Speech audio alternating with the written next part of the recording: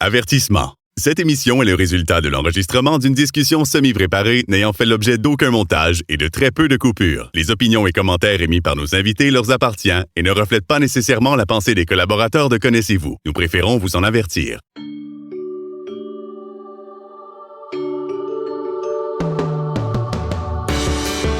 Connaissez-vous avec Martin Chouinard.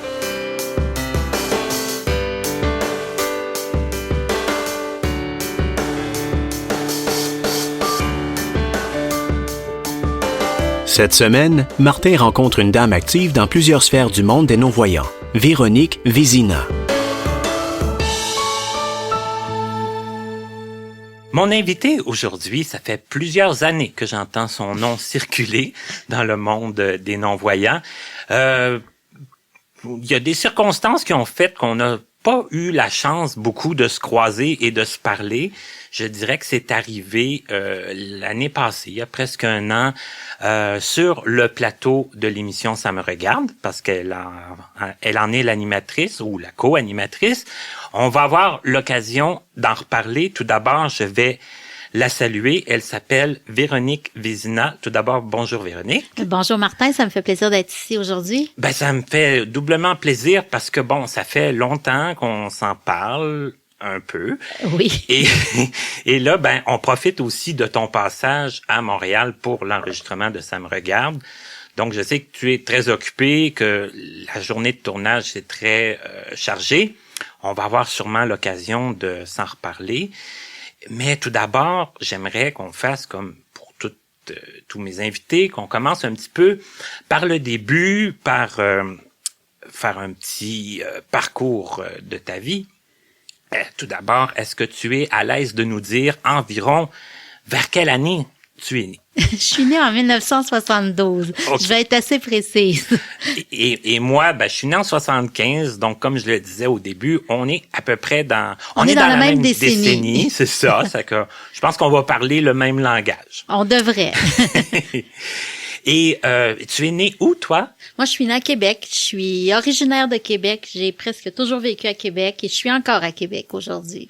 D'accord. J'ai fait un petit escale dans le Bas-Saint-Laurent là, en bas âge, mais j'ai passé presque toute ma vie à Québec. OK, dans le Bas-Saint-Laurent, oui, quand même. J'ai demeuré à la Pocatière. OK, je connais un peu. Et donc, tu es né, tu as grandi, tu n'avais pas de problème de vision, que tu me disais. Hein? Non, moi, j'ai commencé à avoir des problèmes de vision à 29 ans. C'est suite à mon diabète. J'ai un diabète qui s'est déclaré à l'âge de 9 ans, un diabète juvénile ou de type 1. Et si on remonte là près de 40 ans en arrière, les technologies puis les médicaments qui existaient pour soigner le diabète étaient pas les mêmes, ce qui fait que j'ai développé des problèmes visuels là, suite à différentes complications liées à mon diabète. OK, mais à 29 ans là. À 29 ans, 20 ans après le début de mon diabète. Il faut savoir que 2 ans avant ma perte de vision, là, j'ai eu un hold-up puis j'ai subi un choc traumatique très important et c'est ce qui a déclenché mes problèmes de vision. Je dis pas que j'en aurais pas eu si j'aurais pas vécu ce choc-là. Mais ça l'a fait que ça l'a peut-être devancé les événements. OK, d'accord. Et bon, quand tu étais petite, quel genre d'enfant tu étais, toi, Véronique? Moi, j'étais un enfant très énergique, sportive, qui était curieuse, qui aimait voyager, qui aimait voir le monde, qui a toujours été très, très, très sociable. Ça n'a pas changé avec les années, à part peut-être le sport que je fais moins aujourd'hui. Mais je suis toujours quelqu'un qui tient pas en place, qui aime relever des défis, qui aime bouger, qui aime voyager, qui aime parler avec les gens, qui aime rencontrer les gens. Donc, je suis restée pas mal comme j'étais quand j'étais jeune. OK. Est-ce que tu viens d'une famille nombreuse? J'ai un frère et une sœur. On était 3 enfants chez nous. OK. Et toi, tu te situais où dans Moi, j'étais l'aînée. OK. Il y avait ma sœur par la suite, puis mon frère qui était le plus jeune. OK. Puis à l'école, est-ce que tu t'aimais apprendre? J'aimais beaucoup l'école. OK. J'aimais tellement l'école que quand j'étais jeune, je souhaitais devenir enseignante. Ça a changé avec les années, mais j'étais bien à l'école. Même pendant l'été, je regroupais des enfants plus jeunes que moi, puis je leur faisais à l'école. Donc, j'étais une très bonne élève et j'aurais fait une enseignante très sévère, probablement, si je me fie à ce que je faisais avec les enfants à cet âge-là. Parce que les enfants étaient plus indisciplinés ou... Non, ben tu sais, il y en avait toujours un qui faisait le tannant, il y en avait toujours un qui faisait, c'est ça, qui aimait jouer des tours, il y en avait d'autres qui aimaient étudier, fait que c'était plus des jeux de rôle, hein, fait qu'on avait beaucoup de plaisir, et moi j'aimais garder l'ordre dans la classe. OK. Et quand tu dis ça a changé au secondaire, c'était quoi tes matières préférées, premièrement? Moi, j'aimais beaucoup l'histoire, la géographie. J'ai fait du journalisme que j'avais beaucoup aimé aussi. J'aimais beaucoup le français. J'étais moins dans les sciences. Ça me plaisait moins. OK. Donc, c'est ça. Les sciences moins, puis... Ouais, tout ce qui était vraiment... apprendre ce qui s'est passé dans le monde ou ce qui se passait dans le monde. Le français, je suis très à cheval sur l'écriture. J'aime beaucoup bien écrire, le pas français faire de bien fautes. écrit. Oui. Puis, OK. Oui. L'importance de la qualité du français. Oui, l'importance de notre langue, de la parler, mais aussi de bien l'écrire. Donc, c'est pour ça que j'aimais ces matières-là. OK. Et là, tu dis que ça a changé à un moment donné ton goût de devenir enseignante. Est-ce que quand tu étais au secondaire, qu'est arrivé le temps de choisir une carrière ou en tout cas un cours, qu'est-ce que tu avais le goût de faire à ce moment-là? Ben, au départ, je vais vous dire, j'ai eu un cheminement, je dirais pas un cheminement professionnel, mais plutôt des idées professionnelles qui ont changé beaucoup avec le temps. Quand j'étais toute petite, j'avais 5 ans, puis je disais que je serais la première femme première ministre du Québec. Okay. Donc, j'avais déjà de très grandes ambitions à cet âge-là. Quand j'ai commencé l'école, j'ai voulu devenir enseignante. Quand je suis rentrée au secondaire, j'ai voulu faire du journalisme. Et quand je suis arrivée au cégep la première fois, j'étais toujours dans l'idée de faire de la politique. Je suis revenue plutôt à l'idée de faire de la politique. Donc, je regardais soit pour faire du droit, du journalisme, aller en communication. Puis finalement, j'ai décidé de faire des sciences politiques, mais j'ai juste fait une première année parce que j'ai commencé à travailler en restauration à ce moment-là, au début du cégep. Et j'ai adoré ça. Fait qu'après avoir fait 1 an d'université, je suis retournée au cégep faire une technique en gestion de services alimentaires et restauration. Okay, donc, j'ai changé à plusieurs reprises de choix de carrière, là. Ouais. Et j'ai refait par la suite des cours à l'université en ressources humaines,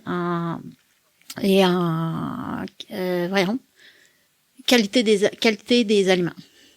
Et ça, la restauration au cégep, est-ce que c'était pour avoir un emploi pendant les études? C'était-tu? Non, c'était vraiment un DEC en gestion de services alimentaires. Okay. Mon objectif était vraiment d'aller faire de la gestion soit dans un restaurant ou dans un service alimentaire. On parle ici de cafétéria, des services de traiteurs, des choses comme ça. Puis c'est vraiment parce que j'avais un emploi pendant mes études.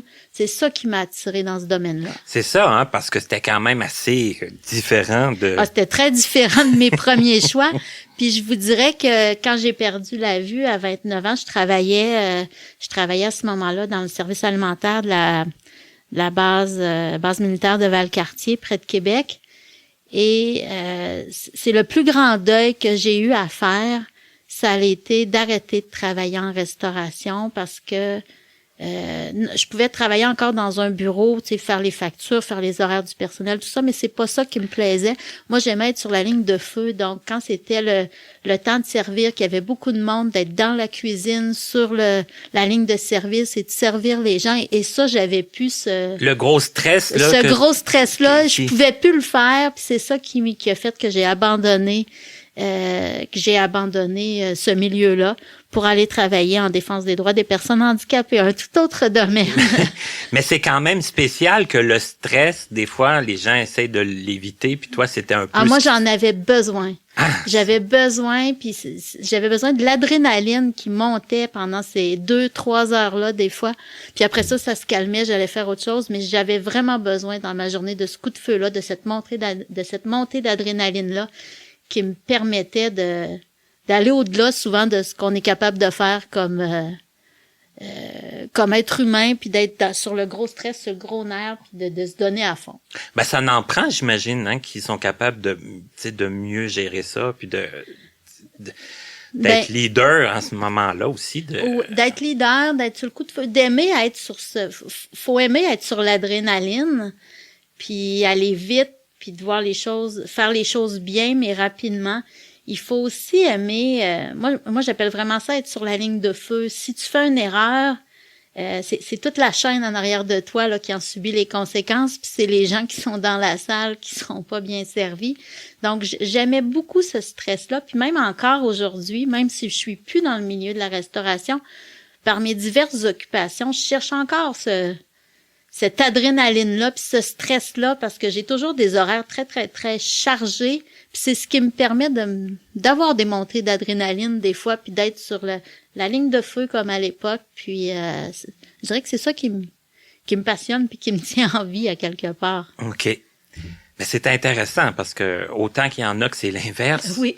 Toi, ça te prend ça. Est-ce que les moments où tu te retrouves moins occupé, plus calme, est-ce que c'est difficile pour toi ou si tu gères bien ça aussi?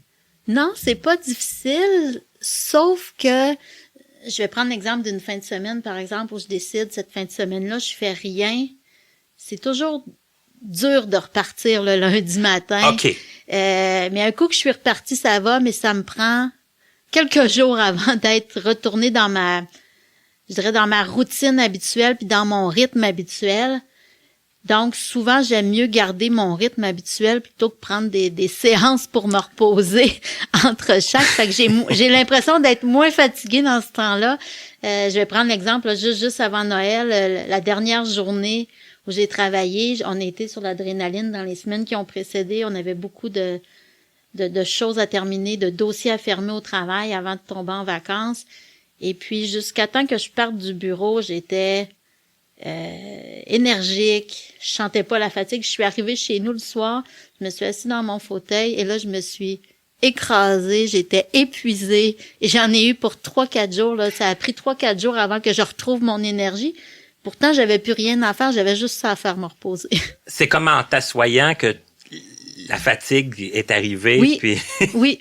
Quand j'ai plus rien à faire, c'est là que je me rends compte que je peux être fatiguée puis que j'en ai peut-être trop fait. Mais tant et aussi longtemps que je garde l'adrénaline élevée, j'ai de l'énergie, je suis capable de mener de rendre tout ce que j'ai à rendre sans problème. Capable d'en prendre, comme on dit. Oui. Plus il y en a, mieux ça va. Et là, bon, tu me disais, à 29 ans, t'as perdu la vue. Ça s'est fait, comment est-ce que ça s'est fait? Assez rapidement, assez subitement? Subitement, du jour au lendemain. Oh là là. Je savais, j'avais eu énormément de traitements au laser au préalable. Je savais que mes rétines, comme je l'avais dit tout à l'heure, là, dans les 2 dernières années, étaient très, très, très à risque de décoller. Fragilisé. Ouais. Par contre, je savais pas quand est-ce que ça allait arriver. Et un matin, je me suis levée. J'avais un œil où c'était complètement noir. Et l'autre était... je voyais une tache noire là, dans le coin d'un œil. Ce qui signifiait qu'il y avait une partie de la rétine qui avait commencé à décoller. Donc, je me suis rendue d'urgence à l'hôpital en ophtalmologie à ce moment-là pour subir, d'abord comprendre ce qui se passait, avoir des examens et subir par la suite là, de nombreuses chirurgies pour tenter de recoller mes rétines. OK. Mais ça se fait, recoller les rétines? Ça fonctionne? Ben, ça peut fonctionner, puis j'imagine que, tu sais, moi, ça fait déjà 20 ans que c'est arrivé, donc ça s'est sûrement amélioré avec les années. Mais à l'époque, il y a un œil, en fait, il avait réussi à recoller les 2 yeux, mais il y en a un qui, après une semaine, s'est redécollé. Celui-là, ils ont jamais, la rétine s'est redécollée, celui-là, ils ont jamais réussi à le recoller. Donc, j'ai un œil qui actuellement voit plus du tout, là, c'est la noirceur totale. Et l'autre œil, ils ont réussi à la recoller. C'est sûr que j'ai une perte de vision périphérique importante à cause de la chirurgie et des cicatrices qu'ils ont fait lorsqu'ils ont recollé la rétine, mais j'ai encore quand même un certain résidu visuel. OK. Et on m'a toujours dit que ça pourrait redécoller, mais plus ça prendrait de temps, moins il y aurait de chances que ça redécolle. Donc, je me dis qu'après 20 ans, ben, les chances sont quand même réduites. Les risques se sont éloignés oui. Considérablement. C'est en plein ça. Et là, là, on tombe un petit peu dans les questions plates, mais un peu obligées. Comment on se relève de tout ça? Comment on se dit qu'on va continuer? Comment on réenligne sa vie suite à des changements de vision importants comme ça et subis comme ça? Moi, je pense que ça fait partie de ta personnalité. De ma personnalité. Je suis pas quelqu'un qui s'apitoie beaucoup sur son sort puis qui s'arrête très longtemps. Je me suis arrêtée 2-3 jours pour me dire, bon, qu'est-ce que je fais, comment je vais faire, et je suis repartie. Hey, 2-3 jours, c'est quand... Après 2-3 jours. Je m'attendais à 2-3 semaines, 2-3 mois. J'avais pas de temps à perdre, j'avais 29 ans, il fallait que je continue ma vie. Et puis, tout de suite après mes chirurgies, là, parce que j'ai été quand même, même si déjà j'avais entrepris des démarches pour faire de la réadaptation, tout ça, il fallait, j'avais une période de repos obligatoire là, après mes chirurgies pour s'assurer qu'il n'y ait pas à nouveau un décollement de rétine. C'est ça, parce que les chirurgies aux yeux, c'est quand même assez fragile. Hein? Oui, c'est très fragile. Les rétines, les cornées. Il fallait pas que je me penche, il fallait pas que je soulève des poids de 5 livres. Surtout pas que tu te cognes quelque part. Non, c'est ça. Donc, quand je dis j'ai arrêté 2-3 jours, j'ai arrêté 2-3 jours pour réfléchir à ce que je ferais. Mais je suis quand même restée arrêtée après 3 mois là, pour laisser le temps à mes yeux de récupérer suite aux chirurgies. Mais pendant ces 3 mois-là, j'ai quand même commencé de la réadaptation. Puis il faut savoir qu'à ce moment-là, je voyais rien du tout. Fait que j'ai commencé à réapprendre le braille, à faire de l'orientation et mobilité, à apprendre les outils informatiques. Et mon objectif, c'était de reprendre le travail au bout d'1 an, ce qui est arrivé. J'ai recommencé à travailler 1 an plus tard. Quand même. J'ai travaillé fort pendant cette année-là, par exemple, pour avoir tous les outils qui me permettraient de réintégrer le marché du travail. OK. Et là, le travail, c'était-tu ton ancien travail que tu as repris? J'ai commencé par réessayer mon ancien travail sur la base militaire de Valcartier. Après quelques semaines, je me suis rendu compte que ça avait pas que c'était pas possible, que c'était trop difficile, puis que les tâches qui demeuraient possibles à faire pour moi me plaisaient pas. Ça manquait de diversité, ça manquait de dynamisme.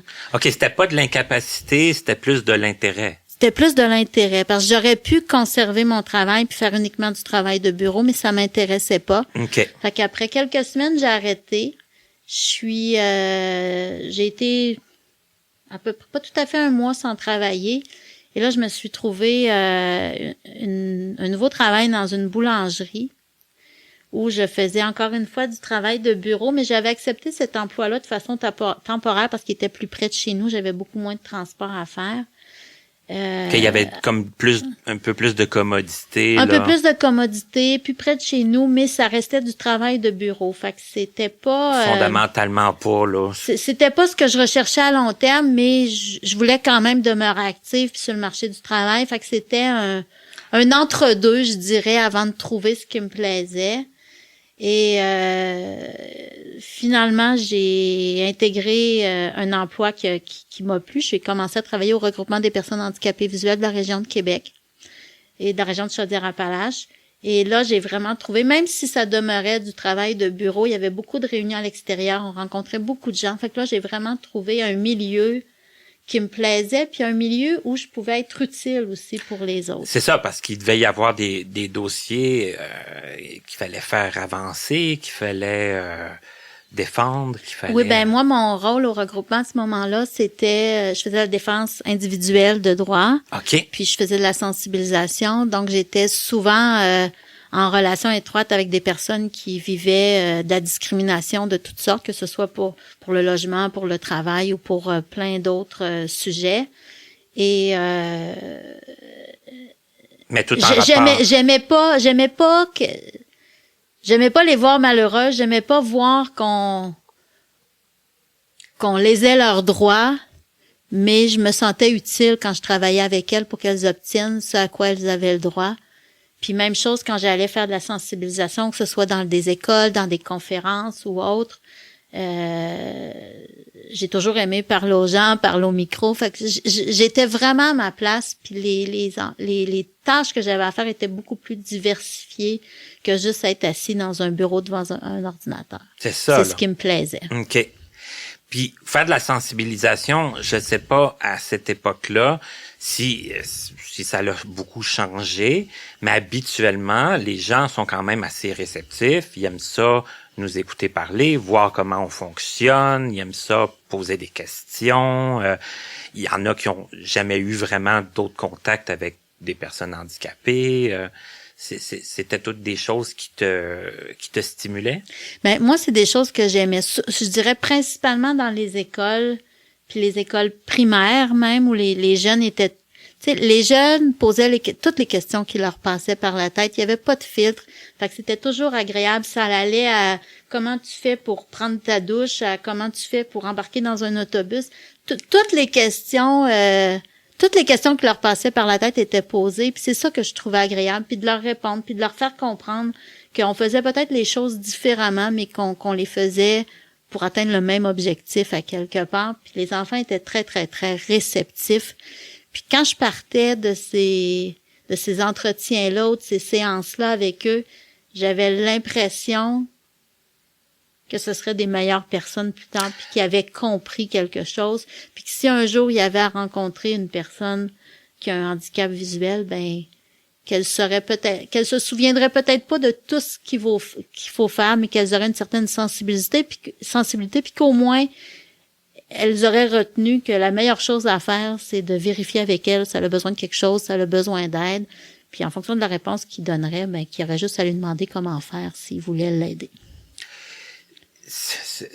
Là, il y a plein de questions qui me viennent en tête parce que bon, là, tu travaillais dans un organisme pour personnes handicapées, soit, mais comme avant, quand tu as réintégré ton emploi, puis que d'avant ta perte de vision, ton autre emploi dans la boulangerie, est-ce que tu sentais, est-ce que tes employeurs avaient beaucoup d'ouverture? Est-ce que tu as eu des difficultés à ce niveau-là?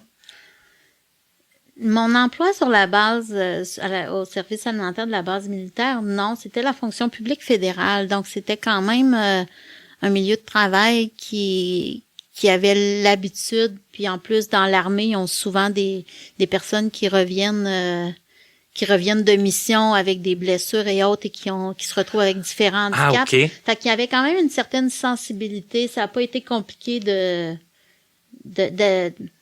je dirais, d'adapter mon poste de travail, d'avoir les outils nécessaires. L'employeur était pas un problème. C'est vraiment moi qui étais plus bien dans ce travail-là. OK. Puis à la boulangerie, ben, c'était une boulangerie où il y avait déjà à leur emploi une personne en fauteuil roulant. Donc, c'est eux qui avaient fait affaire avec le CEMO de ma région, qui est la Croisée. Ils recherchaient une autre personne handicapée, là, pour travailler chez eux. Fait que déjà, il y avait une ouverture dès le départ à adapter le poste de travail et à comprendre qu'il y aurait peut-être certaines adaptations à faire, puis peut-être qu'il y aurait peut-être un manque de productivité aussi qui viendrait avec. Des façons différentes là, de faire travailler. Les choses, c'est ça. OK. Donc, ça a été quand même... tu t'es pas senti trop... as-tu senti quand même que c'était plus d'effort, trouver un emploi ou... J'ai été chanceuse. Je vous dirais que j'ai été chanceuse. Non, j'ai pas eu à faire des gros efforts pour me trouver des emplois. Là où j'ai vécu une très grosse déception, c'est lorsque j'avais appliqué sur un PDEI-PH, un programme de développement de l'employabilité dans la fonction publique. Et j'avais appliqué sur un poste au gouvernement pour un travail de 18 mois. Et c'est là que j'ai vécu le plus de discrimination. Non pas parce qu'on jugeait que j'avais pas les capacités ou les compétences pour faire l'emploi, mais c'est que comme ils voulaient avoir une subvention, comme il y avait des personnes qui étaient, selon eux, plus lourdement handicapées que moi, ils les ont priorisés parce qu'ils trouvaient que mon handicap était pas majeur. Et je vous dirais que c'est là que j'ai vécu la plus grande déception.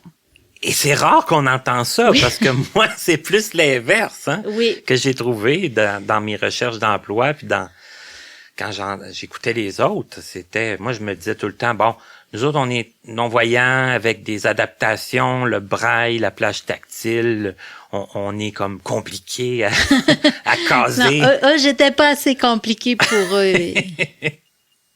Ben, coudonc. Il y a mais puis c'est pour ça que je vous dis que puis aujourd'hui, là, plusieurs années plus tard, parce que ça doit faire facilement 17-18 ans de ça, je le regrette pas parce que probablement que j'aurais été très malheureuse dans un emploi comme la fonction publique parce que ça aurait été des tâches, encore une fois, très, très, très répétitives, travail de bureau, puis je pense que je serais pas restée longtemps.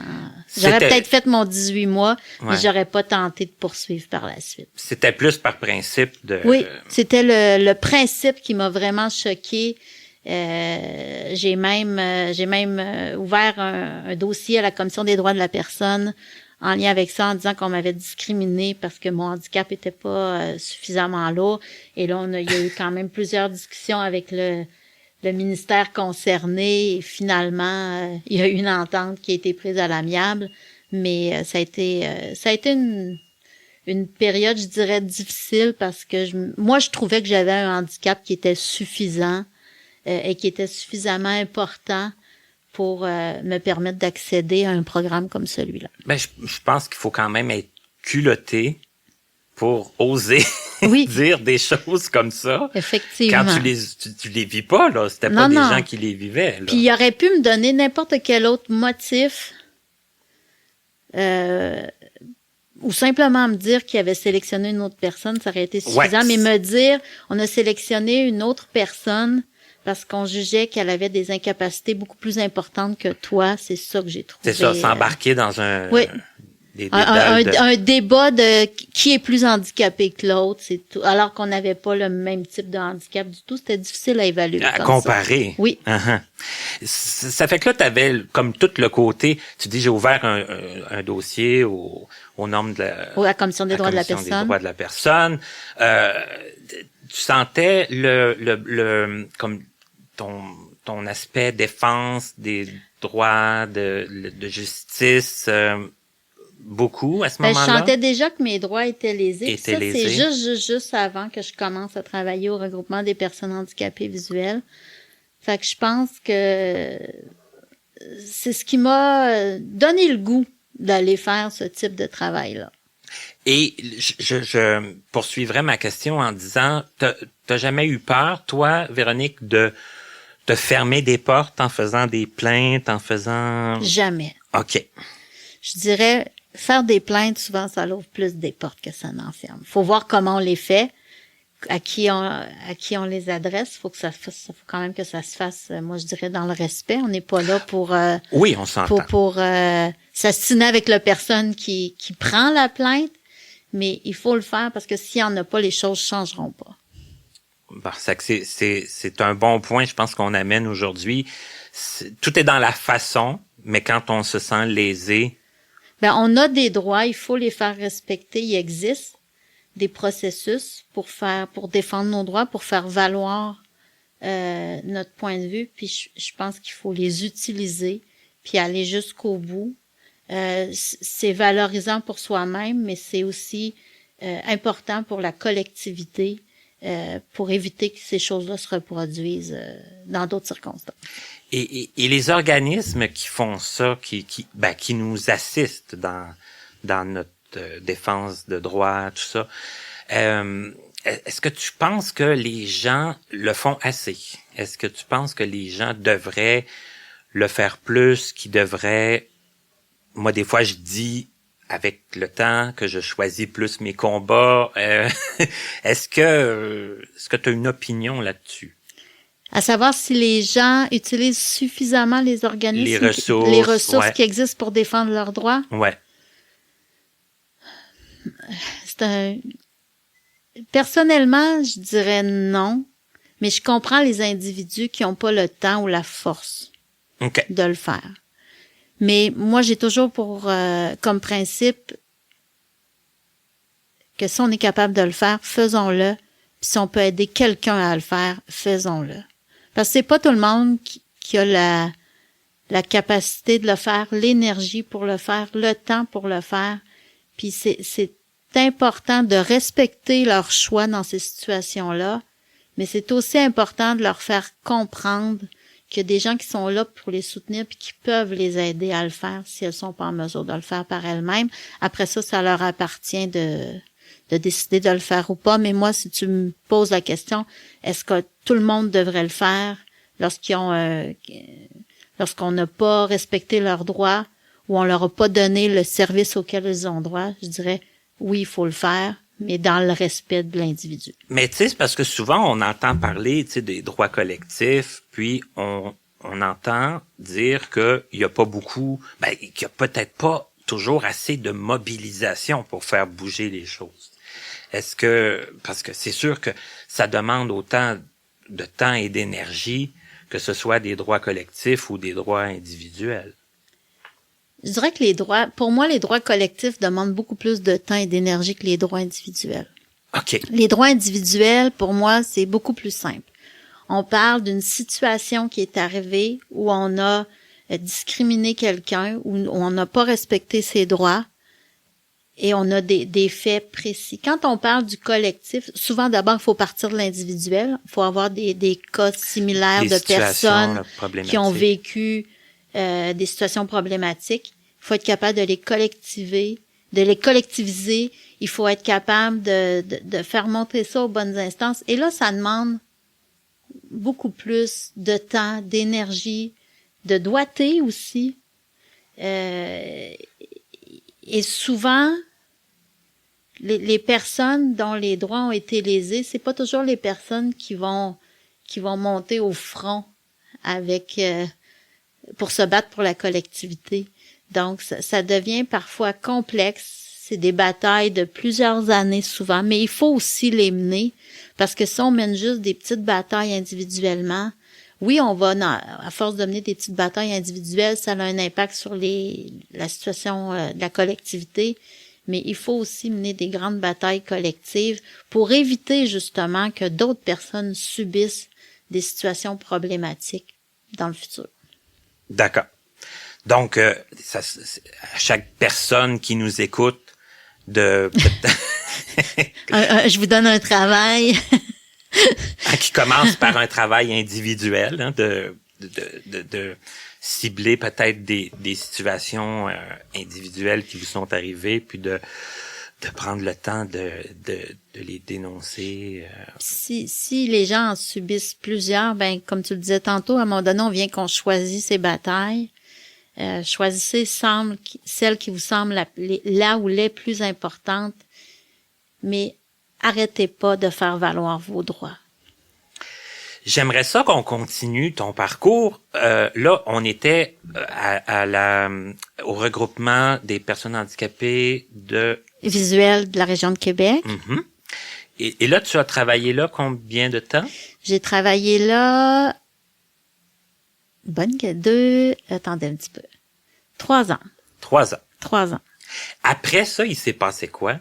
Après ça, je suis allée travailler au regroupement des aveugles et amblyopes du Québec comme directrice générale. OK, c'est là que c'est arrivé. Oui, c'est tout de suite après. Je suis partie d'un regroupement régional pour le regroupement provincial. D'accord. Et ça s'est présenté comment? C'est une offre d'emploi qu'il y a eu? Il y a eu une offre d'emploi qui a été publiée. C'était André Vincent qui était directeur général du RAC à l'époque, avant moi, okay. qui a pris un poste à la Grande Bibliothèque du Québec. Et puis, le poste s'est ouvert et puis j'ai appliqué et j'ai eu l'emploi à ma grande surprise parce que ça faisait juste 3 ans que je travaillais dans le milieu. Je me considérais encore très jeune. J'avais 33 ans à ce moment-là, un peu nouvelle dans le milieu, donc surprise, mais très agréablement satisfaite d'avoir l'emploi. OK. Et ça, tu as été au RAC combien d'années? J'ai été au RAC pendant un peu plus de 2 ans. OK.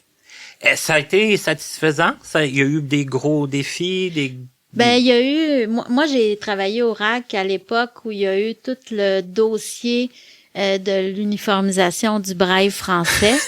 Oui. Le braille intégral.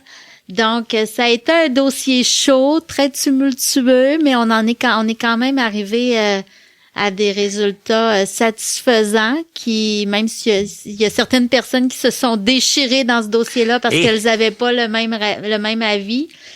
Donc, ça a été un gros dossier. Il y a eu le dossier de la canne jaune aussi, là, en Abitibi, justement, ta région d'origine.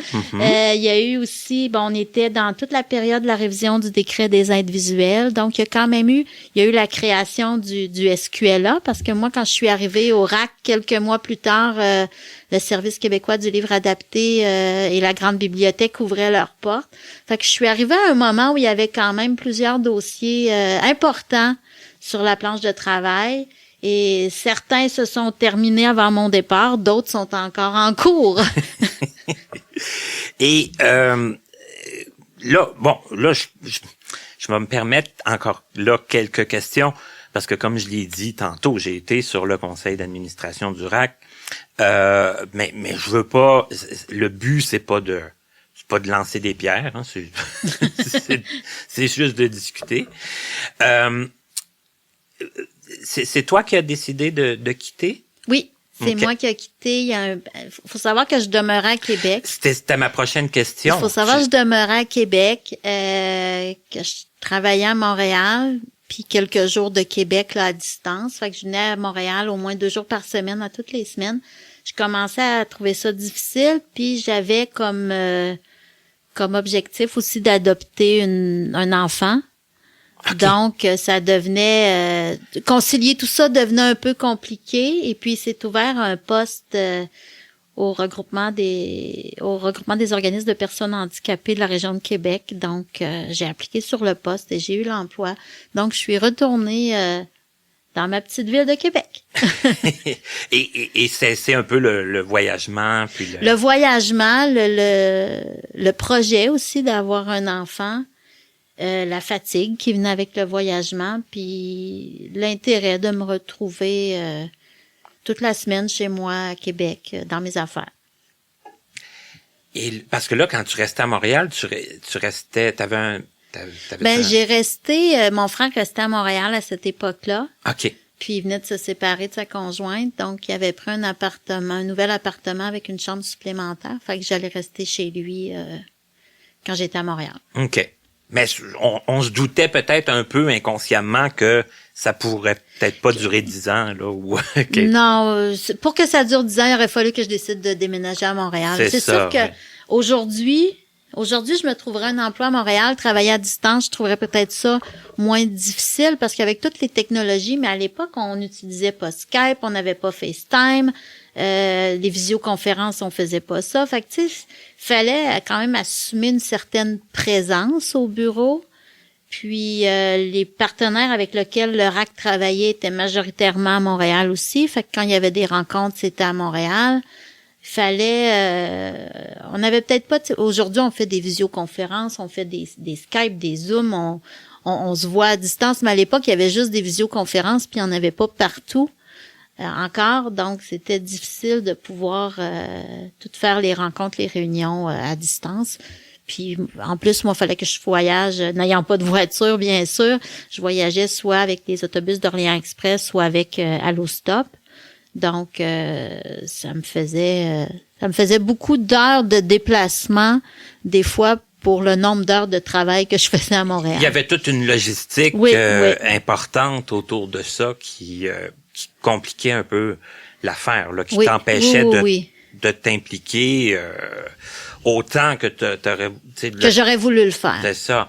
Mais puis, je faisais, comme j'ai toujours fait, je faisais mes heures de travail et même plus, mais ça me demandait beaucoup d'énergie juste pour le voyagement. C'est ça, reste que le voyagement, c'était des heures supplémentaires, je dirais. Quelque chose que tu pouvais pas non plus passer à côté. Non, pas du tout.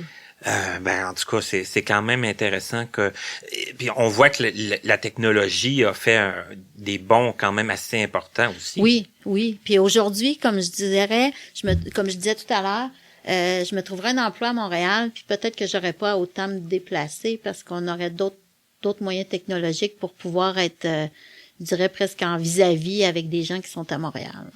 Ça prouve aussi que des fois, quelques années quand même, ça fait pas 50 ans. Non, ça. parce que je suis partie du RAC en 2007. On a l'impression de parler d'il y a très, très, très longtemps, mais c'est pas si loin que ça. C'est ça, puis on remarque qu'il y a eu... Tu sais, si les choses étaient à refaire, ça serait fort différent. Effectivement. J'aimerais ça qu'on fasse une petite parenthèse sur l'adoption, parce que tu me disais... parce que là, tu travailles... Là, quand tu as quitté le RAC, là, tu travailles encore à cet endroit-là. Oui, là, je travaille toujours au même endroit depuis 13 ans maintenant. OK, quand même. Et là, l'adoption, je veux pas qu'on s'embarque dans toutes les... les processus. Tous les processus, parce que je le sais que c'est compliqué. En tout cas, ça peut être compliqué. J'aimerais ça qu'on reste plus à l'aspect avec le handicap visuel. Est-ce que toi, t'as senti que c'était plus compliqué à cause de ça? Ben, au Québec, passer tout par le processus québécois pour voir si on peut, oui ou non, adopter un enfant. Non, ça n'a pas été plus compliqué. Quelques examens médicaux de plus, mais pas liés à la déficience visuelle, plus liés à mon handicap, à mon diabète, je m'excuse. OK. C'est plus ça qui voulait avoir des avis médicaux à ce sujet-là avant de permettre l'adoption. Là où ça devient plus complexe, c'est que c'est pas tous les pays qui acceptent qu'une personne handicapée adopte. Fait qu'on était très, très, très limité par le choix des pays où on pouvait adopter un enfant. OK. Mais ça dépend pas des lois canadiennes, ça dépend vraiment des lois des pays du pays où l'adoption est possible. OK. Donc, on était très limité. Là, dans notre cas, à nous, il y avait 4 pays où on pouvait adopter. Il y avait le Vietnam, la Thaïlande, un pays en Afrique dont je me souviens pas, puis la Colombie. OK. Et là, ça a fonctionné? Là? Ça a fonctionné. Ouais. Nous, on a adopté une petite fille du Vietnam. OK. On avait fait le choix parce qu'il faut savoir que, puis encore aujourd'hui, c'est plus long, mais à l'époque, il y avait 5 ans d'attente là, avant de pouvoir adopter un enfant. Donc, nous, on avait fait le choix pour accélérer le processus d'adopter un enfant qui appelle avec des besoins particuliers mineurs. Et là, ça peut être différentes problématiques, opérables ou non, que l'enfant peut avoir. Et par le plus pur des hasards, la première enfant qui nous a été proposée avait un handicap visuel. OK. Donc, Amélie, qu'elle s'appelle. On a adopté Amélie en 2009. En 2009. Et puis, on nous avait dit, là, quand elle est partie du Vietnam, elle devait arriver au Québec ici pour avoir des greffes de cornée et elle devait récupérer une bonne partie de sa vision une fois les chirurgies effectuées. Par contre, on a eu un tout autre avis médical là, lorsqu'elle était arrivée ici. Ah-ha. Elle a eu des greffes de cornée. Par contre, une greffe de cornée pour un œil qui lui a permis de récupérer une partie de sa vision, mais l'autre œil, comme les traitements avaient pas bien été faits au Vietnam, elle l'a perdu avant son arrivée. Là. OK. Donc, cet œil-là n'a jamais pu récupérer aucune vision.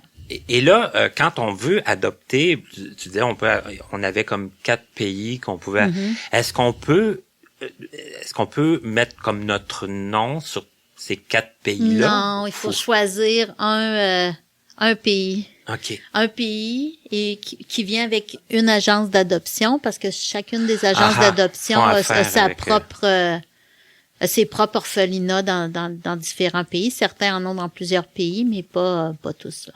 Et là, quand on fait le choix de prendre un enfant qui peut avoir une problématique et que finalement c'est une problématique qui a un lien avec la vision, est-ce que à quelque part Facilitant? Ben, ouais. Oui.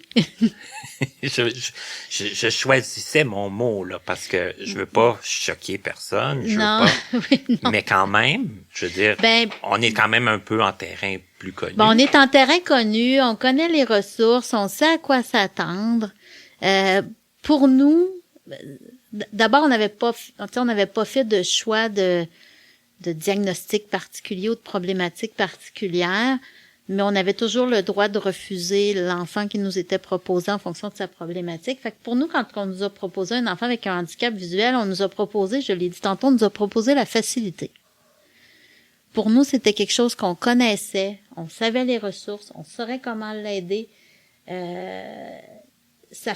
Pour nous, ça faciliterait aussi son attachement parce qu'il y aurait un lien, quelque chose de semblable qui nous unissait. Ben oui. Donc, honnêtement, ça allait dans toutes les options d'enfants qui auraient pu nous être proposées avec différentes problématiques, je pense qu'on nous a offert le plus beau cadeau, puis l'enfant avec lequel on avait le plus de ressemblance, je vais dire ça comme ça. J'ai senti, Véronique, que l'aspect cuisine, l'aspect nourriture, c'était quelque chose qui était important pour toi, puis tu l'as dit quand même assez clairement, mais là, l'entrevue s'est poursuivie, puis tout ça, et je crois que ça t'a manqué, et qu'à un moment donné, t'as trouvé une façon peut-être de ramener ça dans ton quotidien. Je le disais en début d'entrevue, moi j'aimais l'adrénaline d'être dans la cuisine, de produire les repas et si je suis pas restée dans ce milieu-là, c'est que j'avais plus la productivité nécessaire pour le faire. Mais ça reste et ça restera toujours mon premier amour puis ce que j'aime le plus faire. Fait qu'avec les années, j'ai trouvé des moyens de rester dans ce domaine-là, je dirais indirectement. Tantôt, je disais que un des premiers emplois que j'ai eu dans les organismes de personnes handicapées, c'était le regroupement des personnes handicapées visuelles. Et un des premiers mandats que j'avais eu, ça avait été d'organiser un colloque sur les conditions de vie des femmes handicapées visuelles. Et lors de ce colloque-là, les femmes avaient manifesté l'intérêt qu'on démarre une cuisine collective. OK. Donc, c'est un des premiers mandats que j'ai eu au RPHV. Ça a été de démarrer une cuisine collective dont je me suis occupée pendant 2 ans. Ça a été vraiment ma façon de garder un lien avec le milieu alimentaire puis avec mes intérêts plus personnels. Je me suis occupée de cette cuisine collective-là pendant 2 ans. Cette cuisine-là existe encore. Maintenant, c'est quelqu'un d'autre qui s'en occupe. Comme je m'occupe aussi, comme je suis présidente aussi d'un organisme de loisirs, à chaque année, à l'automne, on va toujours faire une cueillette de fruits et légumes. Donc, j'organise aussi une cuisine collective là, suite à la cueillette de fruits et légumes avec les gens qui ont cueilli différents aliments. Et ben, je dirais ce qui m'a le plus fait plaisir, c'est quand j'ai eu la chance d'animer à Ami Télé l'émission Pas de panique en cuisine. Là, le premier réflexe que j'ai eu puis que j'ai dit à l'équipe de production quand on a commencé, c'est là, vous me ramenez à mes premiers amours. Puis quand on a terminé les tournages, je leur ai dit, je veux retourner travailler dans des cuisines. J'ai le goût. J'ai eu la chance de mener quelques projets, mais des plus petits projets où je suis allée retravailler avec différents chefs, juste pour le plaisir d'y aller. Pas être là pour le côté nécessairement le côté grosse production, mais pour le plaisir de me retrouver dans une cuisine, de ressentir l'adrénaline que je ressentais à l'époque. Puis ça m'a fait vraiment plaisir. Puis c'est là que je me rends compte que c'est quelque chose qui me manque beaucoup, beaucoup, beaucoup au quotidien. Parce que là, tu disais la cuisine collective, c'est toi qui l'as démarré, donc ça a été de tout mettre ça sur pied. Tout mettre ça sur pied, faire les groupes d'achat, aller faire les épiceries, trouver les recettes, cuisiner avec les gens. parce que la plupart des gens qui venaient à la cuisine collective ne savaient pas cuisiner. Donc, il fallait que je leur explique comment faire un plat, mais il fallait aussi que je leur trouve des trucs pour que, même si elles ne voyaient pas, qu'elles soient capables de couper des aliments ou de faire cuire des aliments convenablement. C'est ça, que tu leur montres aussi là, comment procéder. Puis différentes techniques. Puis des fois, j'étais à la maison chez nous, puis j'essayais... tu sais, moi, j'avais mes propres techniques, mais moi, j'ai un résidu visuel, fait que c'est pas comme pour quelqu'un qui voit pas du tout. Ah non, puis quand on entre là-dedans, là... Oui, puis là, j'essayais de trouver des techniques plus faciles, puis ça a été un gros travail de réflexion, mais ça a été un travail agréable. Un défi à ta hauteur, Oui, à la hauteur de mes attentes, puis surtout à la hauteur des attentes des gens qui venaient à la cuisine collective. ça gâche rien, hein, c'est non, sûr. c'est ça. Et là, quand on t'a proposé l'émission de cuisine, est-ce que on connaissait ton goût pour la cuisine? Est-ce que... Ben, c'est par le plus pur des hasards que j'ai été mis en contact avec ces gens-là. C'est arrivé pendant l'été, j'étais en vacances et puis la maison de production s'est trouvée à appeler à mon travail et à parler avec mon collègue parce qu'il appelait parce qu'il cherchait un chef handicapé visuel. Puis ils ont appelé comme ça à différents endroits. Puis mon collègue a dit, ben moi, ma collègue a travaillé dans des... C'est pas un chef, mais elle a travaillé dans des restaurants pendant des années et des années. Puis elle est bonne en cuisine. Elle pourrait peut-être au moins vous aider à faire des recherches ou à vous donner des idées sur comment qu'est-ce qui pourrait être fait dans l'émission. Fait que quand je suis revenue de vacances, j'ai été mis en contact avec eux. Et là, on a plus jasé de qu'est-ce qu'il pourrait avoir dans l'émission, comment ça pourrait se passer et tout. Puis, un mois plus tard, j'étais partie une fin de semaine au Nouveau-Brunswick et je reçois un appel pour faire un Skype presque en toute urgence. Et c'était la productrice de l'émission qui m'annonçait qu'après avoir parlé à plusieurs personnes, qu'elle avait retenu ma candidature pour co-animer l'émission Pas de panique en cuisine, puis qu'elle voulait que j'aille faire un test là sur un plateau de tournage. Donc je suis allée faire le test et je me suis retrouvée comme ça par le plus pur des hasards co-animatrice d'une émission de cuisine. Mais ils ont changé un peu le concept. Ils ont pas changé le concept.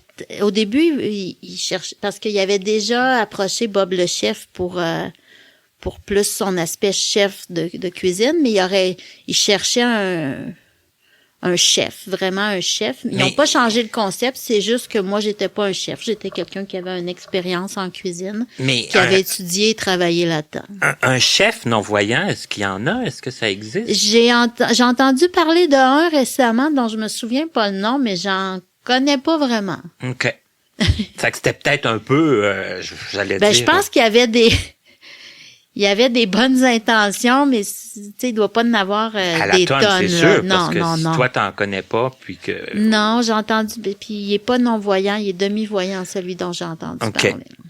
En tout cas, ce qui est important, c'est qu'il ait trouvé quand même quelqu'un pour faire leur concept. Puis écoute, moi, je l'ai dit tantôt, puis je leur dis, je suis vraiment retournée à mes premiers amours, puis j'ai fini ces tournages-là en me disant, je vais retourner un jour travailler en cuisine, c'est certain. Moi, là, l'aspect télé, ça m'intéresse. Je pense que j'en avais parlé un peu quand je suis allé vous voir à Ça me regarde. Est-ce que tu peux nous expliquer rapidement un peu le concept de l'émission, puis comment ça se passait, les tournages? Est-ce qu'il y a des petites anecdotes Des anecdotes de tournage? Que tu peux nous raconter? Il y en a plusieurs. Bon.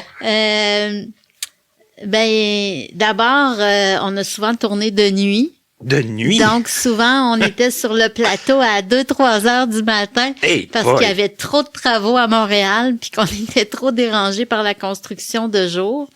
OK. Donc, il fallait tourner de nuit pour être tranquille. Fait que je dois vous avouer qu'à 3 heures du matin, au mois d'avril, tourner une émission de Noël, des fois, ça peut être assez ça demande assez vraiment cocasse et assez drôle. Ça demande vraiment de se mettre dans la peau, là. Souvent on goûte on mange ou on boit ce qu'on fait. On a fait une émission où on a fait une sangria et la sangria était très bonne pendant le tournage. Dans la nuit? Non, on n'était pas dans la nuit, celle-là, par exemple. On l'avait. Oui, non, je suis pas sûre qu'on aurait bu autant de sangria à 4-5 heures du matin, alors qu'on venait de se lever, là. C'est ça fait drôle. Drôle de café. Fait qu'il y a eu toutes sortes d'événements cocasses comme ça. Je me suis coupée à un moment donné pendant l'émission parce que Bob m'avait montré une autre technique pour couper mon avocat, puis j'ai voulu l'essayer. Fait que je me suis pas une grosse coupure, mais je me suis coupé une main. Puis j'avais la main, puis je m'en étais pas, comme ça avait pas coupé très profondément, je m'en étais pas vraiment rendu compte. Puis ça dégoulinait sur la plage. Fait qu'on a dû arrêter le tournage. Ben oui, je comprends. Puis avec Bob sur le plateau des fous rires, il y en a plusieurs. Puis je me souviendrai toujours, parce qu'il me demandait souvent, toi Véronique, tu sais, comment tu ferais ça, couper tel légume ou apprêter tel aliment. Fait que je lui expliquais un petit peu comment je le ferais. Puis il y a une journée où on cuisinait des bananes, puis qu'il m'a demandé, mais toi, c'est quoi ta technique pour éplucher une banane? OK. Et là, j'ai beau être nul en cuisine. J'ai tellement ri, mais il n'y a pas 50 techniques pour éplucher une banane. Donc, j'ai eu des fois droit à des questions comme ça, assez, je dirais, niaiseuses, mais qui occasionnaient souvent des fous rires assez long. Oui. Surtout à 3-4 heures du matin. Ouais, parce que là, veut pas, hein, c'est pas notre beat de vie habituel, non. Puis forcément. Non, puis souvent, même si, tu sais, mettons qu'il fallait être là à 3 heures, on se levait vers 2 heures, 2 heures et quart, mais on s'était pas nécessairement couché plus tôt la veille, fait que la nuit avait pas été très longue. Vous leviez à l'heure que les gens qui font de la radio, là, de bonne heure le matin. Oui, puis peut-être même avant eux. Peut-être même avant, oui, effectivement. D'habitude, on se couche. On se levait à l'heure où les gens rentrent des bars, d'habitude. Ouais. Effectivement. Et ça me regarde. Comment c'est arrivé, ça me regarde? Ça aussi, ça a été un... Moi, j'ai eu souvent des hasards dans la vie. C'est pour ça que je dis toujours que j'ai jamais vraiment eu de difficulté à me trouver un emploi. J'ai commencé à tourner Ça me regarde en janvier l'année dernière. Et à l'automne, j'étais à cette époque-là présidente de la COFAN, la Confédération des organismes de personnes handicapées du Québec. Et dans le cadre des élections provinciales, on m'avait demandé de participer à leur émission spéciale sur les élections pour aller commenter différents dossiers. Et je pense que je les avais impressionnés quand j'avais été faire l'entrevue. Et par la suite, la personne qui co-animait avec Kevin a quitté parce que c'était trouvé un emploi et on m'a alors approché pour savoir si je pouvais être intéressée à la remplacer. Et je suis encore une fois allée faire un test et ma candidature a été retenue pour co-animer l'émission.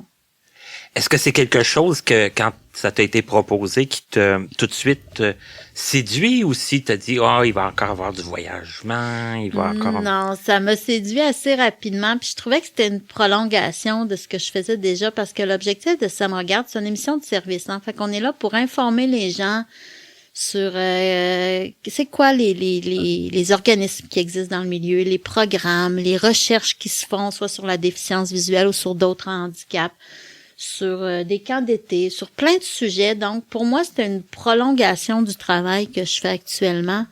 Fait que ça me plaisait beaucoup de le faire dans un autre contexte qui était plus un contexte informatif. OK.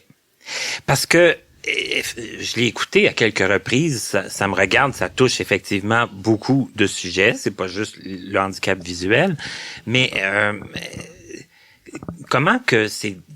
je vais avoir une question peut-être un peu large.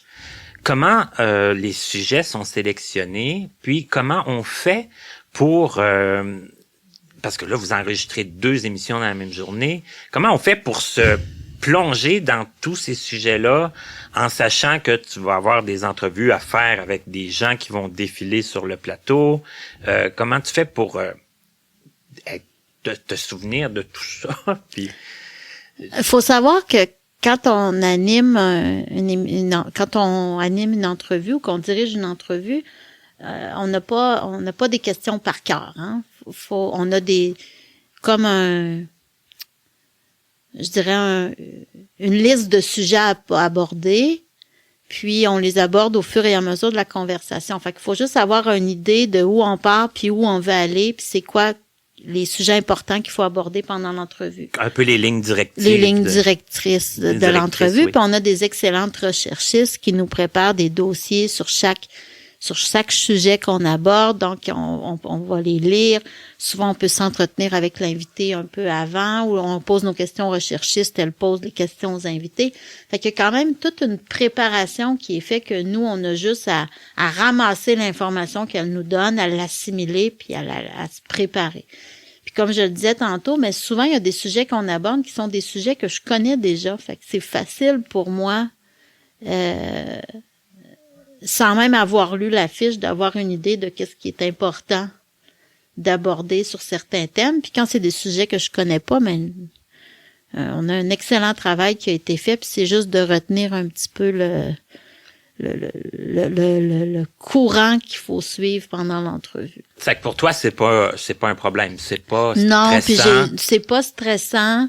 Des fois un petit peu plus quand c'est des sujets très très très scientifiques où il y a des termes plus compliqués qu'il faut retenir ou des concepts plus moins évidents à comprendre, mais sinon il y a pas de stress qui entoure la préparation ça prend du temps, il faut se préparer, mais il y a pas pour moi il y a pas de stress qui vient avec cette préparation là. Est-ce que parce que bon, on va mettre les gens qui le seraient pas dans le contexte, mais Kevin, il voit, il y a pas de problème de vision. Non, Kevin est en fauteuil roulant. Est-ce qu'il y a des cue cards?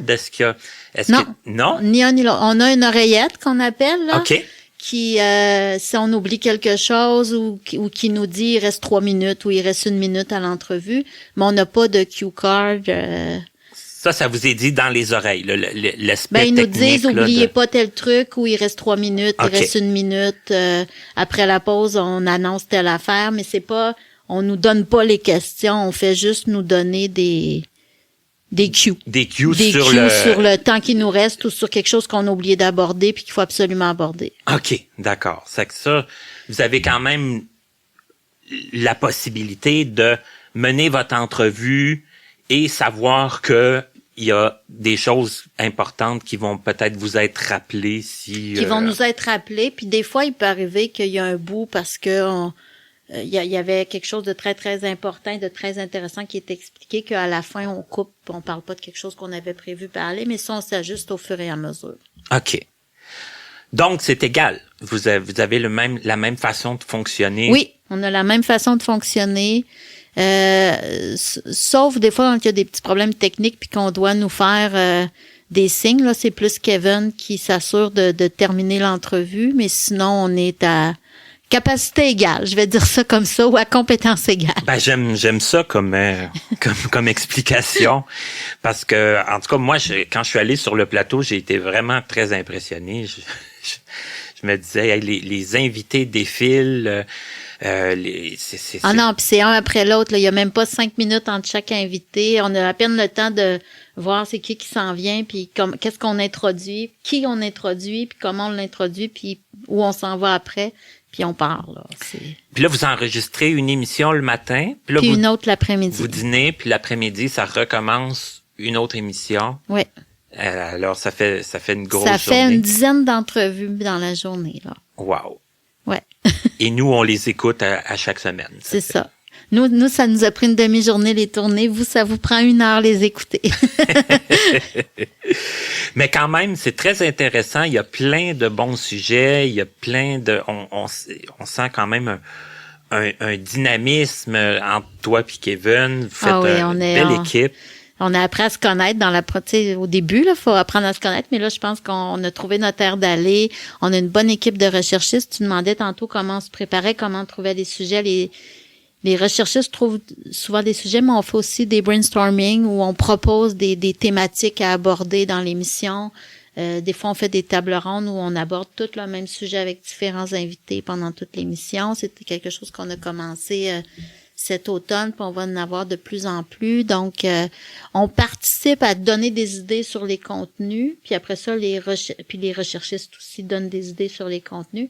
Puis c'est eux qui font vraiment le gros du travail de trouver les gens, contacter les gens, préparer les entrevues. C'est une belle équipe. On est nombreux. On a 3 recherchistes qui travaillent avec nous. On a des caméramans, un preneur de son, une réalisatrice, une productrice. Fait qu'on est quand même on est juste 2 à l'écran, mais il y a une grosse équipe en arrière de nous. Vous avez une habilleuse puis une coiffeuse aussi? Ben pas une habilleuse, mais une coiffeuse maquilleuse, oui. OK. Je l'oubliais, celle-là.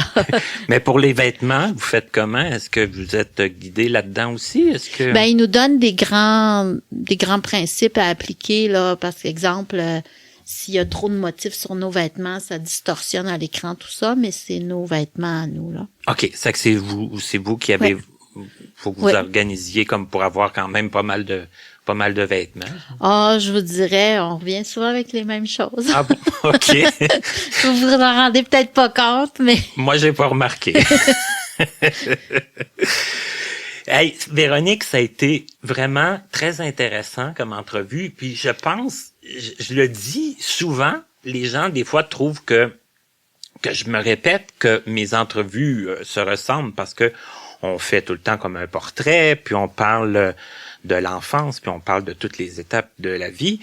Mais moi, j'ai toujours trouvé que chaque personne est différente et doit pouvoir expliquer son parcours. Mais nous, je pense qu'aujourd'hui, là, on peut le dire sans se tromper, on est allé dans des endroits que personne n'est allé. Ah oui? Tant mieux. On a fait beaucoup d'allers-retours aussi, hein? Oui.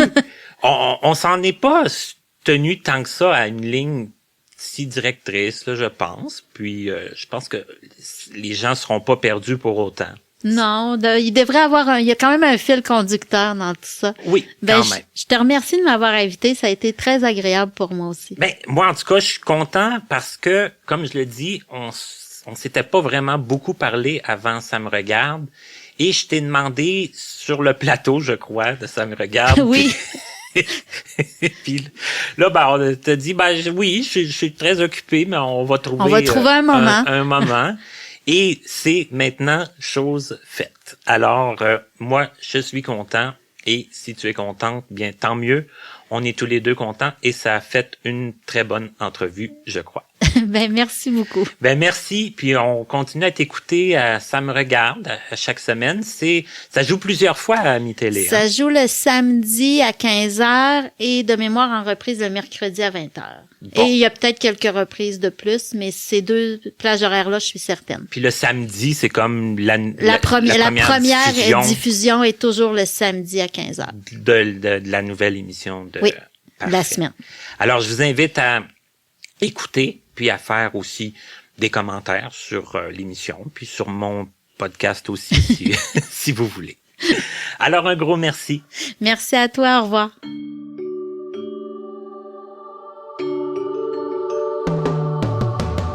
Vous venez d'écouter Connaissez-vous avec Martin Chouinard. Présentateur, Stéphane Pilon en collaboration avec Papillon Sonic. Voix du générique, Joel Pucci. Notre site web est toujours disponible au www.martinchouinard.com. Notre adresse courriel est connaissez-vous2017@gmail.com sans tiret. Nous attendons vos commentaires et suggestions.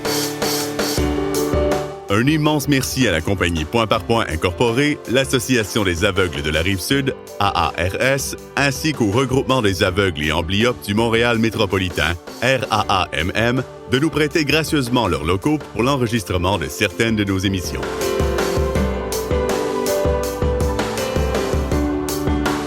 À notre prochaine émission, un jeune homme qui n'a pas eu peur de foncer malgré certaines personnes qui tentaient de le décourager. Juba Saran à notre rendez-vous du 28 février.